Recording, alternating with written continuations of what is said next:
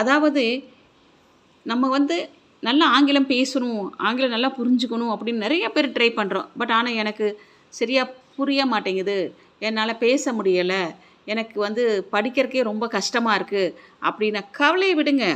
கண்டிப்பாக நீங்கள் வந்து ஆங்கிலத்தில் வந்து சரளமாக எழுதுறக்கு, படிக்கிறக்கு, பேசுறக்கு நல்ல தெளிவான உச்சரிப்போட செயல்படுறதுக்காக சின்ன வயசுலேருந்தே, அதாவது 6th or 7th 8th அந்த மாதிரி வயசில் நீங்கள் போய் பக்கத்தில் எங்கேயாவது ஷார்ட் அண்ட் கிளாஸ் எடுத்தாங்கன்னா, அதாவது சுருக்கெழுத்துன்னு சொல்லுவாங்க, படிச்சிட்டிங்கன்னா உங்களுக்கு கண்டிப்பாக வந்து இங்கிலீஷில் வந்து நான் மேலே சொன்ன அத்தனையும் கண்டிப்பாக செய்யலாம். அதே சமயத்தில் டீச்சர்ஸ் வந்து நம்மளுக்கு வந்து பாடம் நடத்தும் போது ஈஸியாக நோட்ஸ் எடுக்கலாம். அதனால் முடிஞ்ச வரைக்கும் என்ன பண்ணுறீங்கன்னா, அந்த நோட்ஸ் எடுத்ததை சீக்கிரம் டைப் பண்ணலாம். டைப் பண்ணுறதுக்கு டைப்ரைட்டிங் கண்டிப்பாக படிங்க.